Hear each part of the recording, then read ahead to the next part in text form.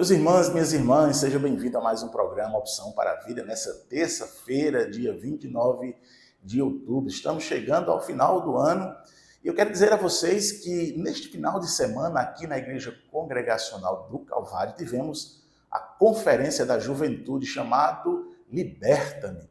Foram 3 ministrações abençoadíssimas e que você estará acompanhando nos próximos programas. Para hoje, estaremos então ouvindo uma mensagem com o pastor João Bosco de Moraes. Confere aí.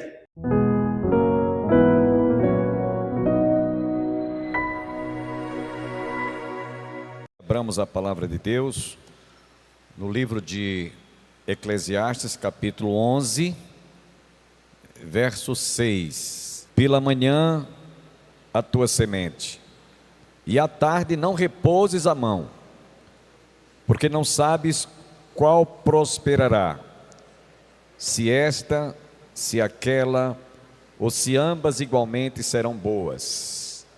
Eu quero ler ainda também a tradução na linguagem de hoje, que diz assim: não pare nunca de plantar as suas sementes, porque você não sabe qual delas vai crescer.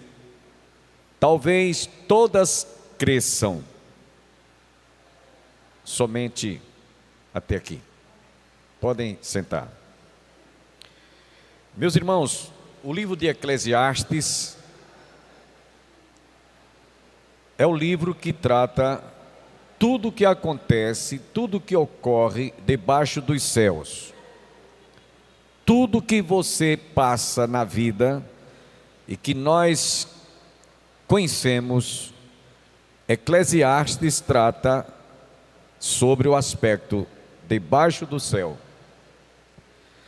E eu queria nessa oportunidade falar para vocês que o autor da Bíblia em esboço, o Dr. Haroldo Willmington, ele mostra nessa Bíblia de esboço o que o rei Salomão, autor do livro de Eclesiastes, ele quis apresentar para nossa compreensão a despeito do que trata todo o livro. E para cada capítulo do livro de Eclesiastes, ele colocou um título. São 12 capítulos. Enquanto eu meditava nesse texto, eu fiquei pensando, o ano tem 12 meses. Talvez ele tenha estudado isso e avaliado e distribuído nesses 12 capítulos, que é o período de um ano, para que todos nós, no dia a dia, quando estivéssemos passando por alguma situação, por alguma dificuldade, nos lembrássemos do que ele descreve nesse capítulo, nesse livro. Tanto é que no capítulo 3 ele diz: tudo tem o seu tempo determinado, e há tempo para todo propósito debaixo do céu. Olha aí a expressão, debaixo do céu. Então parece-nos que todo o livro foi escrito com a finalidade de descrever, de mostrar, de apresentar acontecimentos que são comuns e inerentes à nossa vida debaixo do céu para cá. Então, eu queria apenas deixar bem claro isso para que você tenha consciência de que o livro de Eclesiastes, para cada capítulo, trata de um assunto que são comuns à nossa vida no dia a dia, ano após ano. Para a gente ter uma ideia, eu vou apenas citar aqui o que ele apresenta no seu livro Esboço da Bíblia. Ele diz que no capítulo 1, o pregador, no caso, o autor do livro, que é Salomão, ele declara que nada tem valor nessa vida: ouro, prata, dinheiro, casa, bens materiais, o que você imaginar, que tudo é passageiro. No capítulo 2, ele tenta encontrar significado para várias coisas. No capítulo 3, dentro desse esboço, ele enxerga a vida pela perspectiva humana e pela perspectiva divina. No capítulo 4, ele continua as suas obras sobre a vida. Ele apresenta suas obras sobre o aspecto da vida. No capítulo 5, ele observa a humanidade. No capítulo 6, ele analisa as possíveis fontes da alegria. No capítulo 7, ele observa com mais profundidade sobre a vida. No capítulo 9, ele reflete sobre as coisas que controlam o destino humano. No capítulo 10, ele reflete sobre os mais diferentes tipos de pessoas. No capítulo 11, Salomão analisa várias regras para a vida. E no capítulo 12, ele chega às suas conclusões finais. Por que eu estou fazendo essa citação da Bíblia em esboço? Para que vocês tenham uma ideia que para cada capítulo ele tratou de um assunto. Nesse capítulo 11, que ele trata sobre, ele analisa várias regras para a vida. Dentre essas regras, ele cita o semeador, aquele que planta a lavoura, aquele que colhe frutos diante daquilo que ele plantou, e assim por diante. Então, eu queria tentar nessa oportunidade falar que aquilo que nós plantamos, nós colhemos. Tem um ditado que diz: quem planta vento, colhe tempestade. A Bíblia diz: aquilo que o homem semear, isso ele ceifará. São provérbios que são relacionados às coisas desta vida. O indivíduo semeia ódio, intriga, vai colher o quê? Guerra, seja lá o que for, né? Então, dentro desse aspecto, se alguém plantar amor, generosidade, solidariedade, bondade, caridade, né, como diz lá no livro de Eclesiastes, os frutos do Espírito, ele só vai colher realmente aquilo que é salutar, que é saudável, que é bom, que é positivo, que vai levá-lo a uma situação confortável, vamos usar esse termo. Mas eu queria aplicar isso aqui àqueles que são chamados para serem semeadores das boas novas. Amém, meus irmãos? Assim como alguém, Provérbios aqui está falando: semeia pela manhã a tua semente, e à tarde não repouses a mão, porque não sabes qual prosperará, se esta, se aquela, ou se ambas igualmente serão boas. Está falando aqui daquilo que o homem vai plantar, não só em relação à colheita, não é? Mas também em relação aos aspectos que vão promover a esse homem ou essa mulher que plante realmente algo bom, algo positivo, o que ele vai colher como resultado. E eu queria aplicar isso aqui para nós que somos semeadores das boas novas de salvação, do Evangelho do nosso Senhor e Salvador Jesus Cristo, o qual, meus irmãos, todo cristão, no momento que se converte, ele passa a ser convocado a fazer parte da lavoura de Deus. É isso que nos diz, inclusive, Paulo escrevendo na primeira carta aos Coríntios, capítulo 9, capítulo 3, versículo 9, a parte B. Nós fomos chamados e somos tratados como lavoura de Deus. Ora, se alguém é chamado para participar e se tornar e pertencer à lavoura de Deus, obviamente, qual é a semente que nós vamos plantar no coração das pessoas? Qual é a semente? A palavra. A palavra, meus irmãos. Então nós fomos chamados e fomos convocados para pertencermos como lavoura de Deus e sermos plantadores desta mensagem. E é por isso que você não pode desperdiçar ou deixar de passar as oportunidades de pregar o Evangelho, de lançar a semente, de semear a palavra de Deus. Por quê? Porque essa semente, meus irmãos, ela tem, eu vou apresentar nessa manhã 5 razões, 5 motivos por que nós devemos plantar ou semear essa semente, as boas novas de salvação, as boas novas do Evangelho. E eu acredito que depois que nós falarmos isso aqui, você vai se avaliar e vai dizer: realmente eu estou semeando esta palavra, eu estou fazendo isso, então eu não tenho feito, eu deixei de fazer. Semeia pela manhã a tua semente, e à tarde não repouses a mão. Não podemos parar de semear esta semente. Aliás, a Bíblia diz: pregai a tempo e a fora de tempo. Semeai a palavra, semear esta semente a tempo e fora de tempo. Se você está numa fila de banco e tiver uma oportunidade de falar o evangelho, aproveite, não desperdice essa oportunidade. Se estiver numa casa lotérica para fazer um pagamento, se estiver na padaria, na panificadora, na feira, dentro de um ônibus, caminhando, como às vezes você está aqui, lá no condomínio onde eu resido, eu gosto muito de citar textos da Bíblia, mostrando o pôr do sol. O sol tem a hora do seu ocaso, estratégias que as pessoas vão ouvir e vão ser despertadas a conhecer esse Deus que criou os céus e a terra.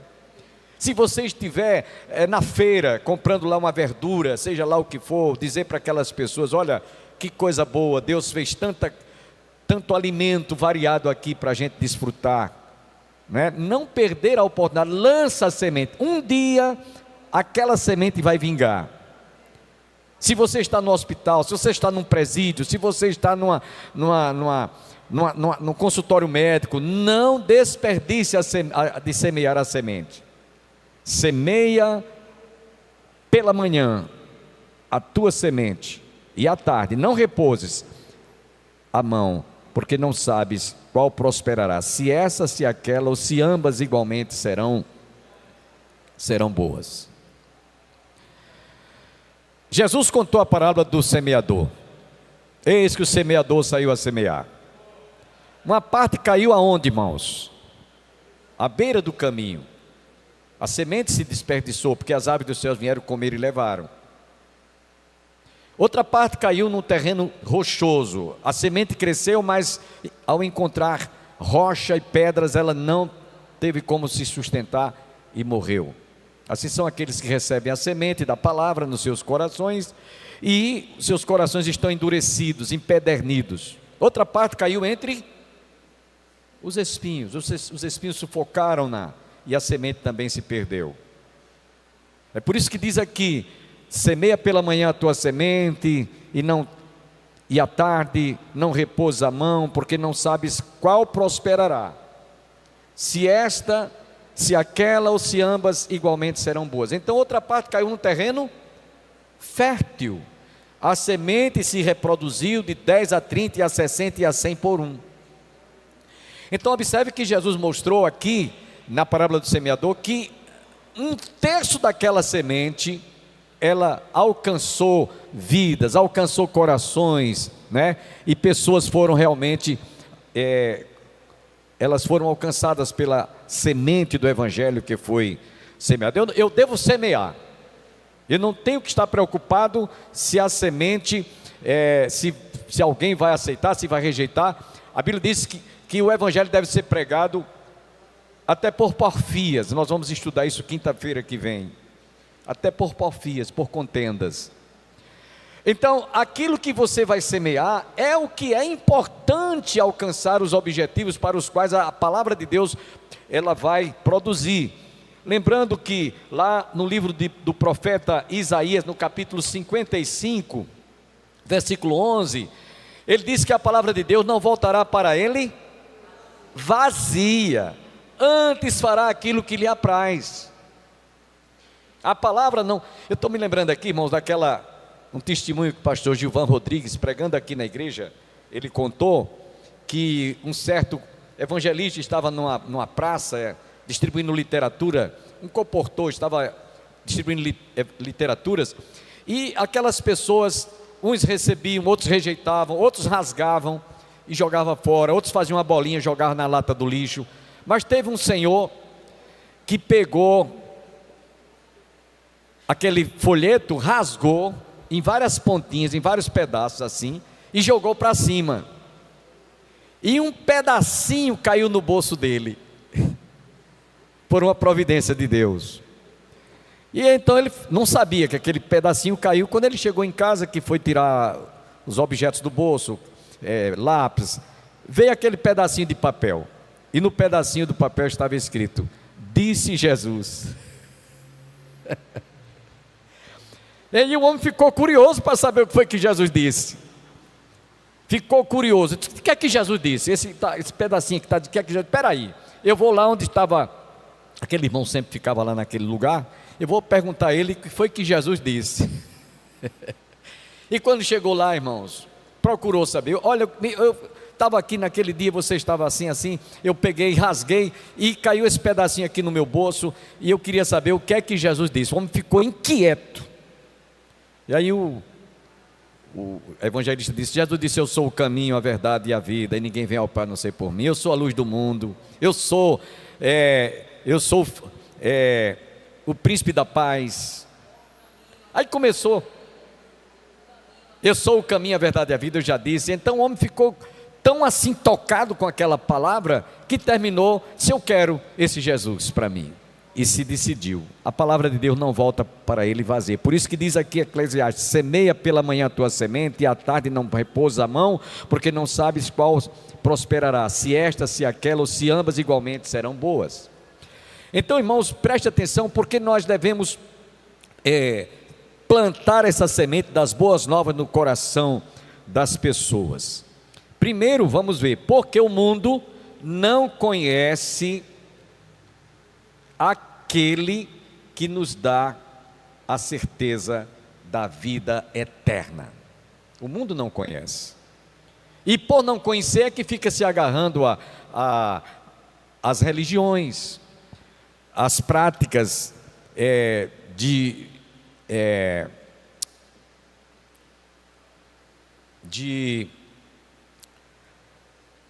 promessas que não se cumprem, de indulgências, de tantas coisas que acontecem. Agora mesmo a gente está vendo, estão até fazendo mimimi, né, como diz na internet.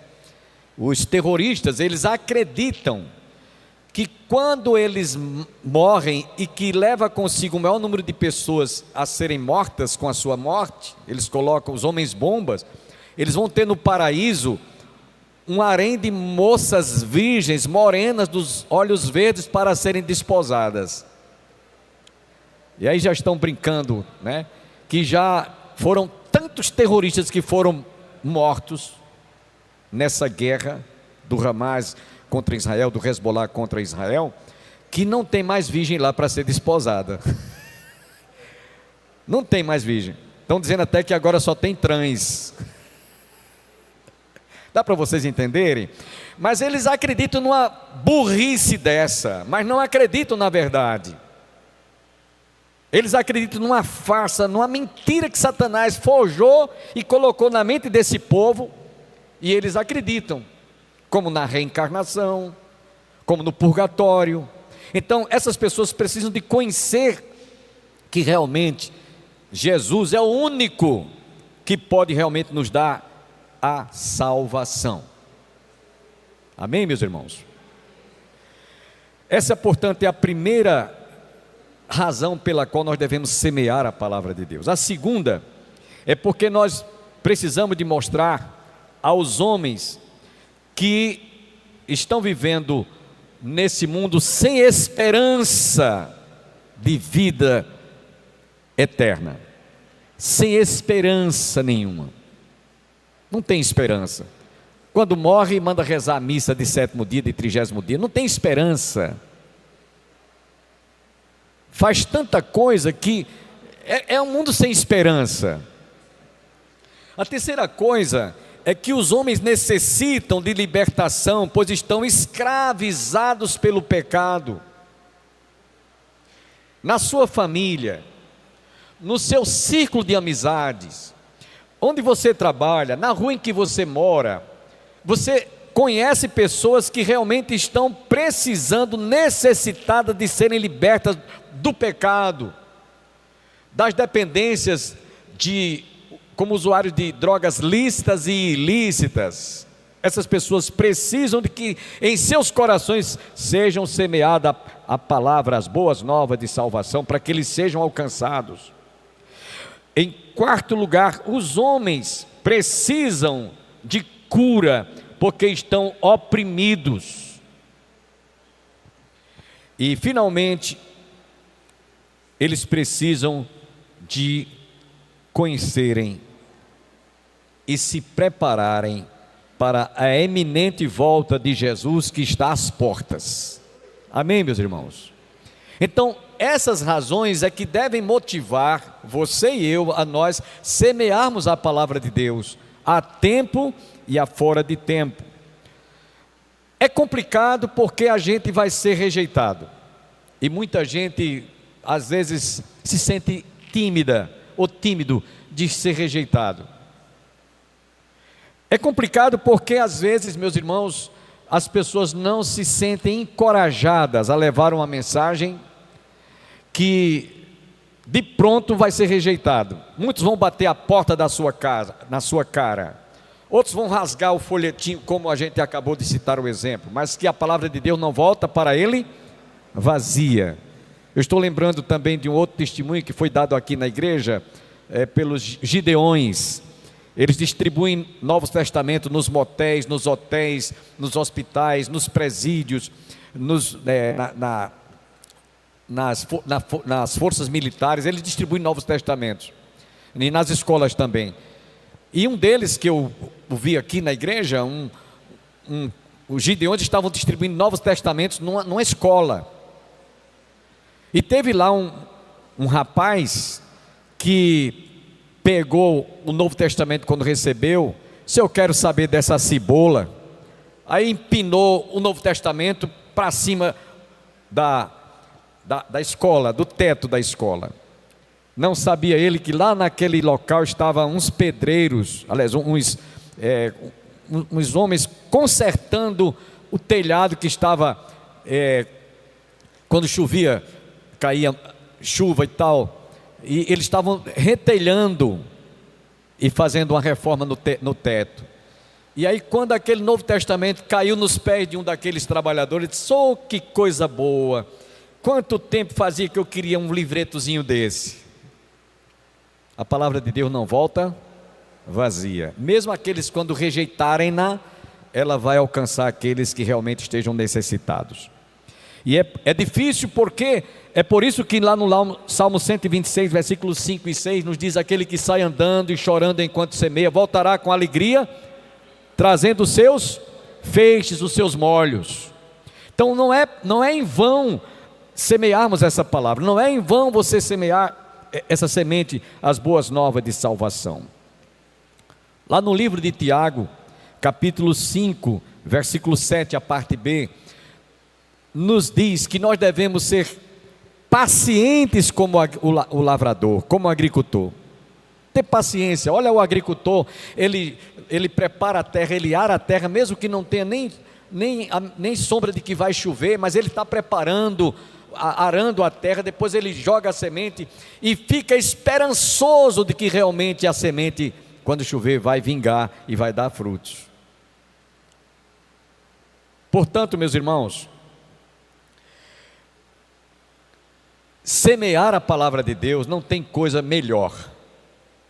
Semear as boas novas de salvação, aqueles que estão perdidos, aqueles que estão necessitados de salvação, aqueles que estão necessitados de serem libertos, aqueles que estão necessitados de conhecerem Jesus e de se prepararem para a sua eminente volta que está às portas, não tem coisa melhor. Lembremos que lá no capítulo 61 do livro do profeta Isaías, e também no Evangelho de Lucas, capítulo 4, Jesus falando sobre a sua missão, sobre o seu trabalho, sobre a sua obra, ele diz: o Espírito do Senhor está sobre mim, pelo que me ungiu para evangelizar os pobres, libertar os cativos, dar vista aos cegos, levantar os caídos e oprimidos, apregoar o ano aceitável do Senhor. Então tudo isso, você e eu, quando abrimos os lábios para semear essa semente, essa palavra no coração, as boas novas de salvação no coração das pessoas, eles se sentem alcançados, eles se sentem também abençoados. Aqueles que abriram seus corações, obviamente, serão, essa semente dará frutos, de 10, a 30, a 60 e a 100 por um. Por isso que diz aqui: semeia pela manhã a tua semente, e à tarde não repouses a mão, porque não sabes qual prosperará, se esta, se aquela ou se ambas igualmente serão boas. Não será em vão quando você estiver testemunhando, falando, entregando uma literatura, um programa no rádio, um programa na televisão. Eu tenho muitas experiências, mais dezenas, se não centenas, e muitas delas eu nem lembro mais.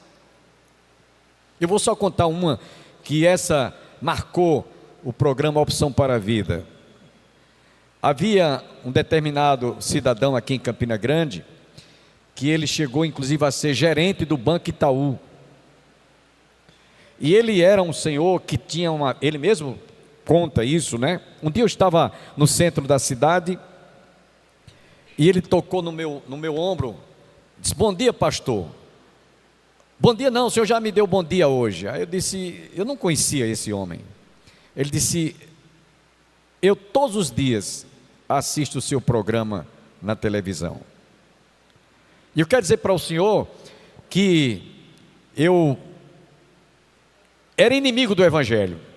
Eu não queria ouvir, não tinha tempo para ouvir. Dizia que era uns bestas, uns abestalhados, iam falar baboseira. Eu não perdia meu tempo. Eu era inimigo do Evangelho. Mas eu quero dizer ao senhor que eu tinha uma vida muito errada, ele pronunciando com os lábios dele. Eu era um homem alcoólatra.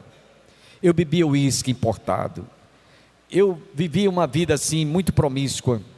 Meu casamento estava para ser destruído, na iminência de ser desfeito. E um dia, como eu era gerente do Banco Itaú, eu estava preocupado em ver como era que estavam as bolsas do mercado, como é que estavam os títulos das bolsas, como é que estava o valor do dólar na época. Eu tinha essa preocupação todos os dias de ver, de assistir, para ouvir como é que estava se comportando o mercado, porque eu era gerente do banco. E um dia, estava numa época de eleições, como essa que a gente está agora, tinha o horário eleitoral, e às vezes o horário que tinha para dar essas cotações que me interessavam, eram substituídos, depois aqui chegava e eu já saía para trabalhar. Então, eu também às vezes tinha o interesse de ver e ouvir, mas um dia, nesses horários de politicagem, eu mudei de canal. E quando mudei de canal, caiu na Opção para a Vida. E pastor, eu fiquei tão preso pela palavra que eu ouvi, porque o senhor descreveu tudo o que eu estava passando sem me conhecer. Alcoólatra, meu lar sendo destruído, sendo desfeito. E então, pastor, eu não tive outra alternativa. Eu fiquei até o fim, preso pela palavra. E quando terminou, o senhor disse até amanhã. Disse, amanhã tem mais. Então no outro dia eu não estava mais preocupado em ouvir a cotação do dólar, como é que estava o mercado, as bolsas de mercadoria. Minha preocupação era ouvir o que o senhor tinha para dizer. E esse homem se converteu,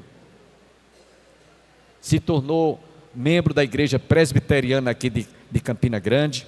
Depois ele se transferiu para a igreja aqui do bairro do Santo Antônio. Foi consagrado diácono e anos depois ele morreu, fruto da semente que foi plantada através do programa Opção para a Vida. Eu podia contar aqui muitas outras histórias, muitas histórias. Então não é em vão você abrir seus lábios para falar de Jesus a alguém, não é em vão, por isso que diz aqui, semeia a tua palavra pela manhã e à tarde, porque não sabe se prosperará essa ou aquela, ou se ambas. Então lança a semente, prega a semente. Não se preocupe que você não vai converter ninguém. Você não vai converter ninguém. A conversão é uma obra do Espírito Santo no coração daqueles que abrem os seus corações para serem abençoados através da semente que foi plantada no seu coração. Na pastoral de hoje eu estou dizendo isso. Não se preocupe.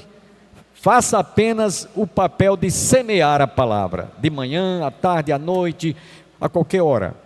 Semeia a palavra. E o Espírito Santo vai se encarregar de transformar, de libertar, de sarar, de curar, de salvar e de colocar no coração destas pessoas que realmente estão muitas vezes cansadas, oprimidas, deprimidas, já não estão mais suportando tantos acontecimentos que realmente entristecem a nossa alma, e elas vão ver que há uma esperança de uma vida vindoura, de um mundo melhor, de um novo céu e uma nova terra nos quais habitará a justiça.